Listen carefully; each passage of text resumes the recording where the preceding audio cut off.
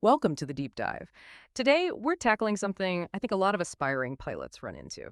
That gap between the theory for something like the ESS basic instrument rating the BIR and, well, what you actually need to do up there in the cockpit. We've got this source from concept to cockpit, building real world proficiency. And it seems designed to really address this exact issue.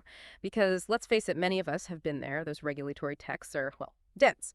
And study guides. Sometimes they feel a bit fragmented, don't they? You lose those crucial links between the book knowledge and making real decisions in the air.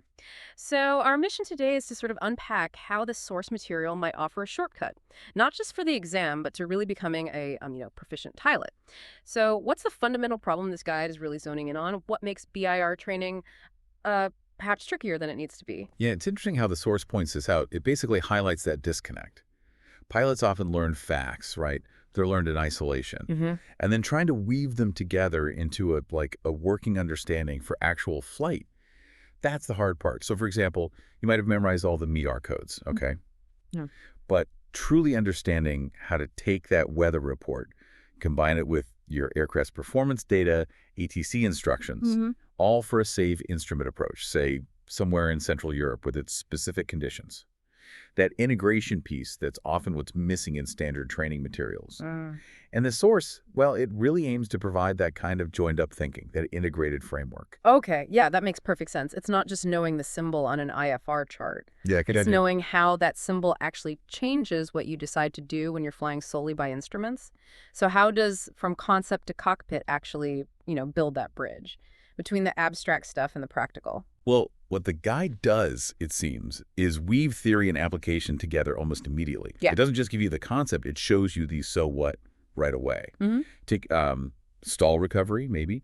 The guide wouldn't just list the steps. It might actually break down how air density, maybe at a high-altitude airfield in Central Europe, actually changes your required approach speed. It Right. connects the physics, the abstract bit, directly to a calculation you'd need to do before you even start the engine, preparing you for those real situations you might face in a typical single-engine plane. Yeah. So what this means in the cockpit is you start to get a more intuitive feel for risk and performance, you know? That really does sound like a game changer. It's building genuine skill, isn't it? Not just ticking off exam requirements. And for Mm. anyone who's like grappled with those super dry aviation textbooks, What? how does the author make sure this stuff actually sticks, that it clicks? That's a really good question. How do you make dense material clear and practical? The source mentions the author was pretty relentless about refining things. If a topic felt unclear or too academic, they apparently even used tools like AI to help. To break it down, find a different angle, maybe build a metaphor, whatever it took until the concept really made sense. Huh. Interesting. Yeah, like imagine trying to visualize complex airflow, say, over a wing in turbulence. The guide might use a simpler analogy, maybe water flowing around a rock, just to make it instantly more graspable. It's all about ensuring the information sticks. Yeah. Both for passing the test, sure, but more importantly, for when you're actually flying. That's a really powerful way to think about learning, isn't it? Using every tool you can find to make these complex ideas finally land.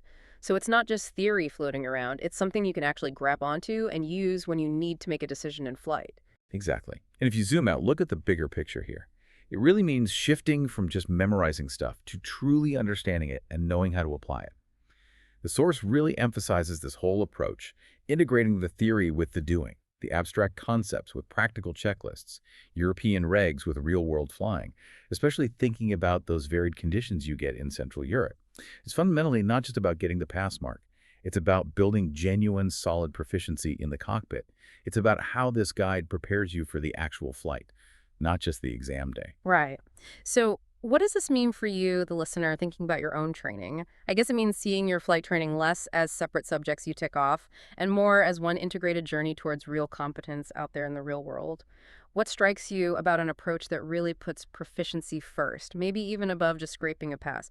It's definitely something to chew on as you navigate your own learning path.